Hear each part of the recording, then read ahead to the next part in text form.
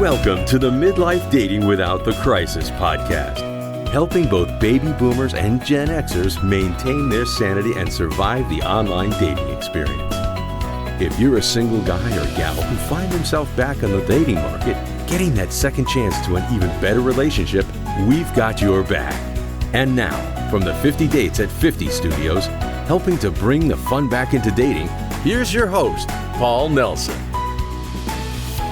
Midlife Dating Podcast, Episode 16, Dating Truths, Part 1. So have you ever heard of the flannel nightgown? It's our glossary term for this episode, and it explains the transition that develops in all romantic relationships. I'll be reviewing the movie Sing Street, released in 2016. It'll bring us back into the 80s when things were so much more simple. The film has a great message about taking risks in putting yourself out there and being willing to accept some levels of humiliation as you grow and learn and chase your passion.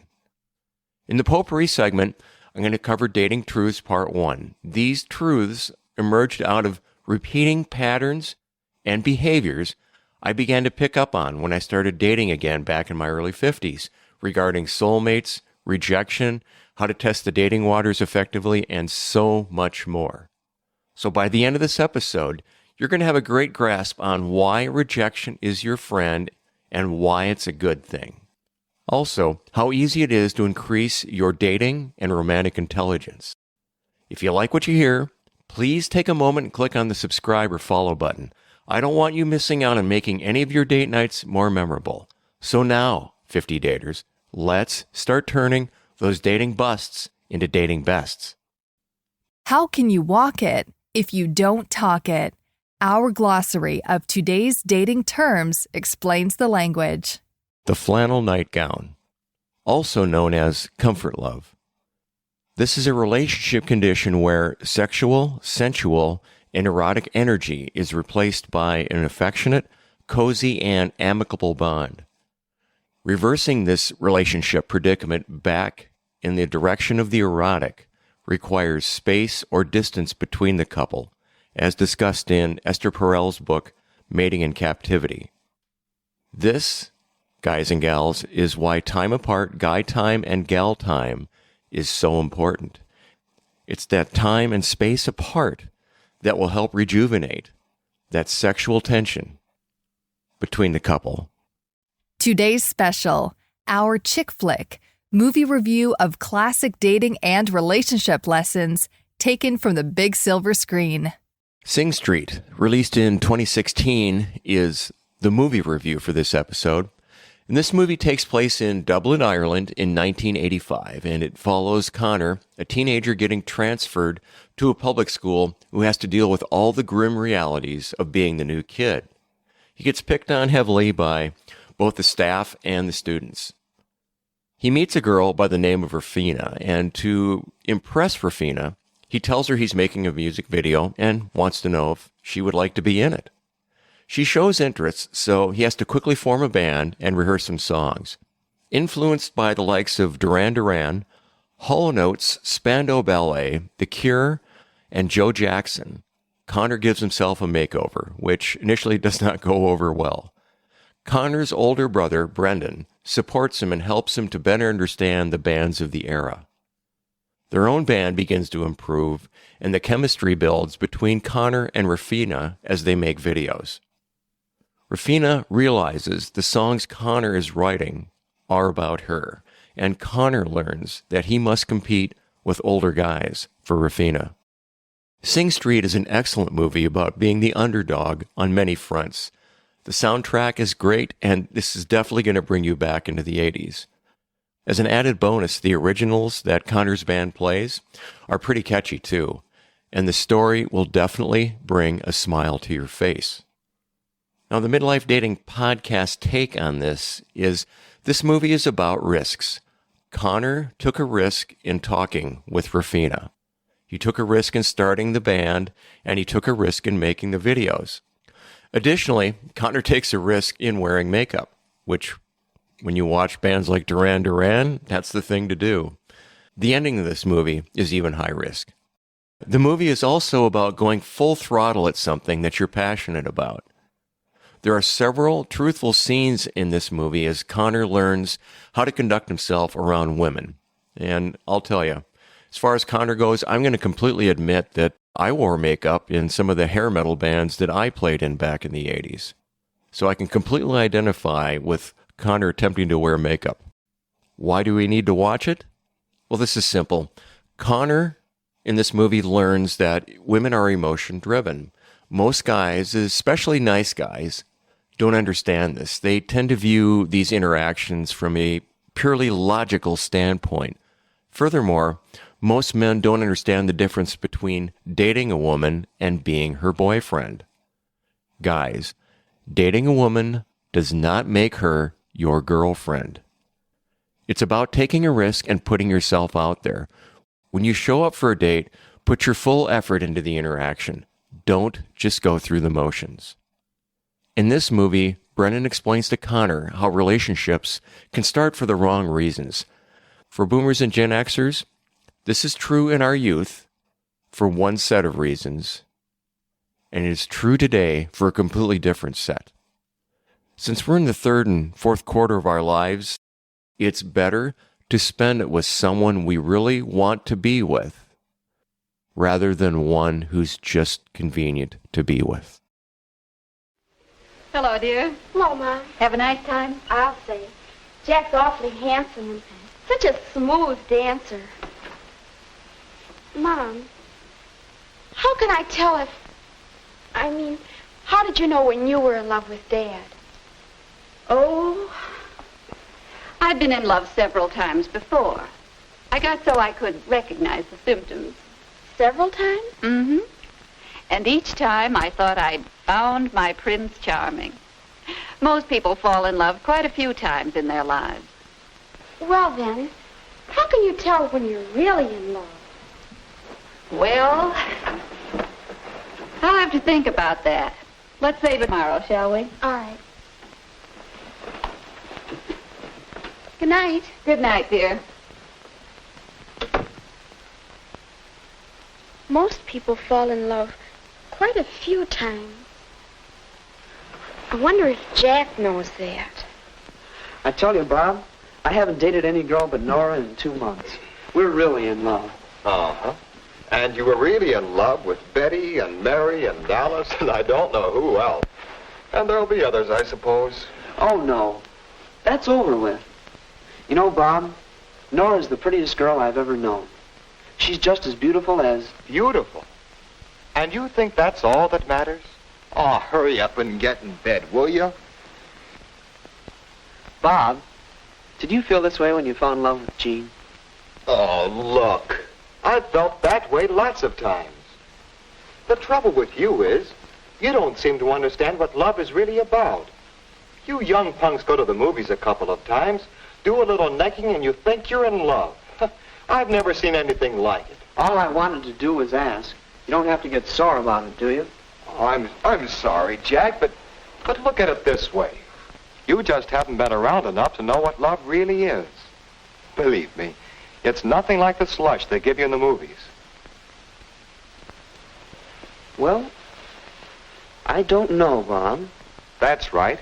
You don't know. Maybe you would understand better if... Say, I've got an idea. How'd you like to double date with Jean and me tomorrow night? Why, sure, Bob. That would be swell. Sure you wouldn't mind? Not if you let me get some sleep now. Good night. Good night. Potpourri is a mixed bag of the good, the bad, and the ugly. Listener-driven dating experiences and Paul's own adventures in the dating arena. Dating Truths, Part 1. When I began dating, again in my early 50s, I noticed patterns and repeating behaviors in dating over a period of several years. These patterns are the origin of the dating truths I'm about to tell you. Dating truth number 1, there is no such thing as just one soulmate for each of us. If you go out on 100 different dates, you're going to run across 3 to 5 really great candidates. So you have to be ready when you meet them. This is why we practice dating. You have to get out there and you have to grow and learn to become a better dater. So when you run across the person that has a real good potential in a dating relationship or a regular relationship for you, you have to be ready. Truth number 2, dating more than one person at a time is nothing more than testing the waters. Doing so addresses a variety of common dating dilemmas. First off, what does it do? It eliminates one-itis. That's when you go out with one person and you just put everything into that one person. And when you get rejected, which you're probably going to under a lot of circumstances, it's going to really hurt. One-itis is something that we all go through, and the best way to reduce it or eliminate it is to be able to date more than one person at a time. So when you do get rejected, you have other options. Dating more than one person at a time also creates confidence. It will eventually limit or remove your fear of rejection. And when you remove that fear of rejection, it allows you to be more of yourself, and that's what makes you attractive. By the way, you should never tell your date that you're doing this. It's better to keep it a mystery. However, dating more than one person at a time stops the moment you become intimate with one of the people that you're dating. And you need to focus at that point on that one person. Dating truth. Number 3, rejection is your friend. The faster you get rejected, the better. Embrace it. Dating more than one person at a time will eventually conquer your fear of rejection. When you do get rejected, think of it as the universe or karma having your back and intervening to keep you from getting involved with this person. The universe is doing you a favor, and it definitely won't seem like a favor at the time the rejection takes place. It still hurts like hell, especially if you've gotten 4 or 5 dates in and the person you're dating pulls a complete 180 on you. You'll probably never know why, so you handle it with class and you move on. Acting with class and in a dignified manner is a lonely place in the dating world, my friends. But it's the foundation you want to have when karma eventually leads you to the right one for a relationship. Dating truth number 4. Dating several men or women at a time is easy and is not time-consuming if approached correctly. First off, it only works if you have a dating plan and you stick to your dating plan. I've talked about dating plans in an earlier episode. You also have to budget your time and strictly stay to it. Women are born multitaskers and have no problem with this. Practicing right swipe discipline is also paramount. Now, I've talked about right swipe discipline, and a quick review on that is when you get on a dating app and you are right swiping and you start like 4 to 6 conversations, you need to put your dating app on pause at that point and work through those conversations and set up dates with those people and work through them. Do not continue to swipe more. You need to work through the conversations and the meetups that you've started. Once you've worked through them, and under most circumstances, those potential dates will eliminate themselves one way or another, then turn your app back on and continue to right swipe and repeat with the next group of people. What's also important is to keep well-written notes after calls and meetup dates. Yes, I will admit to doing this. It's the only way you can keep things straight. There was a period of time 5 years ago, 6 years ago, that I set up 5 dates, I remember, in 1 week. It's either 4 or 5. And after that week, I could not keep track of all the conversations that I had had. It was one of the most craziest weeks. And this is where I learned that I had to stop and take notes as to the conversations that I had. What I learned was after you get done with the meetup, when you get home, go ahead and stop and take notes about what the conversation was all about. When you're dating more than one person at a time, you got to keep this stuff straight. And boomers and Gen Xers, we have our senior moments, so we have to keep notes. I keep notes on everything these days, and the same has to go with dating. It's the only way that you can make this work.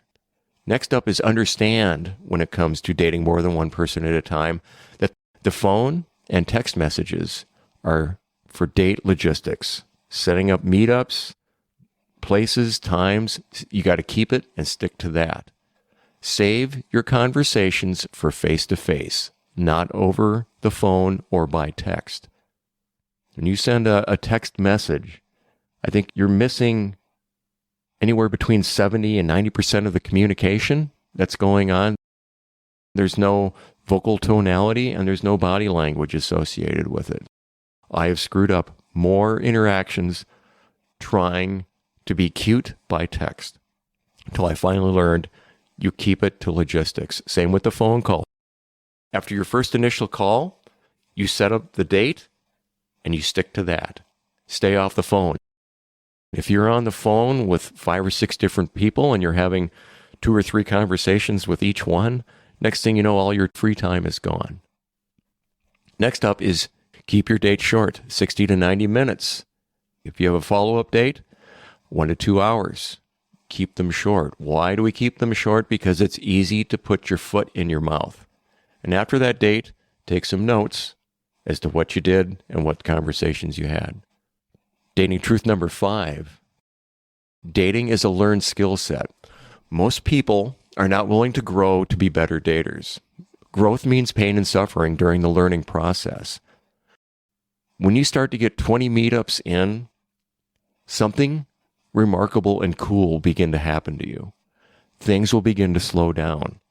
Do you remember the movie The Matrix, starring Keanu Reeves from 1999? He played the character Neo, and he took the red pill. And let me quickly explain what Google says about red pill, blue pill here. The terms red pill and blue pill refer to a choice between the willingness to learn a potentially unsettling or life-changing truth by taking the red pill, or remaining in contented ignorance with the blue pill. When Neo took the red pill, things began to slow down and he had more awareness as to what was going on around him. The same thing happens when you go out on more dates.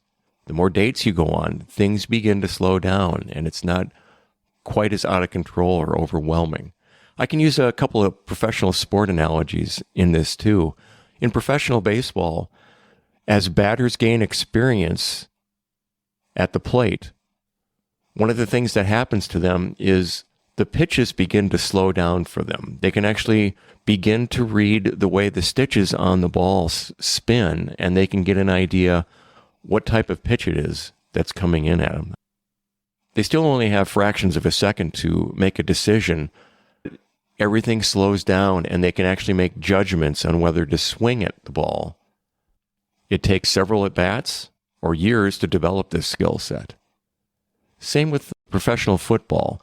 One of the things that college players remark about that they have trouble adjusting to is the speed of the pro game. When the ball is snapped in professional football, the play's over in like 3 to 5 seconds. And in those 3 to 5 seconds, the quarterback gets the ball, he drops back a couple of steps, and he's got a variety of receivers to throw to. And he knows where they're going to be, and he can quickly scan the field to see which one's open or which one should be open in a matter of moments. All that comes with experience. The more experience the quarterback has, the more the game will begin to slow down for him. Just as the more dates that you go on, dating will be less overwhelming and things will slow down and you'll be able to see and pick up on things that you didn't normally see before. And a lot of people are going to say, well, I'm worried about going on these dates and screwing up. Well, you're going to screw up. If you go out on 20 dates, 20 first date meetups, 18, 19 of those people are probably people you're never going to see again. These are perfect conditions to make the mistakes. Most people, all of us need to understand that most people that we meet in online dating are not going to be a match. Most will not be. So the cool thing is, as you get through these dates and you progress through meeting with different people, things will eventually begin to slow down and you'll be able to read the stitches on the fastball, or you'll know where the receivers are going to be downfield. Things will become much more easy for you. So what did we learn today, 50 daters? we increased our awareness of the transition between erotic energy and a cozy, affectionate bond in a dating or committed relationship. We also learned that rejection is karma or the universe collectively having our back. We also learned that the more meetup dates you go on, the easier dating gets, as things will begin to slow down and your awareness increases, just like taking the red pill in the movie The Matrix. We also learned that the secret to increasing our dating and romantic intelligence is as easy as just showing up for the date. And why is this? Because you'll learn something every time and you're going to improve as a result. We also learned that Sing Street makes for a great date night in movie. Here at the Midlife Dating Podcast, it's all about providing as much value as possible for our listeners. So please message me at the email address in the show notes if you have any dating topics you'd like me to cover or have any general questions or comments. We've reached the dating humor part of the podcast, and today's humor line goes like this. I once dated a girl that collected magazines, but she had too many issues. Okay, guys and gals, it's been fun, and I look forward to being with you on the next episode to take your dating experience from a bust to a best. And that's a really good place to be. Thanks for listening to this episode of Midlife Dating Without the Crisis. Eager for more dating support? Visit 50dates@50.com for lots of free quality content. Get access to dating and relationship commentary, advice, Q&A, funny stories, movie and book reviews, along with other resources to help 50 daters sort out the pretenders and find quality dating and relationship-minded people. And remember to subscribe so you don't miss an episode.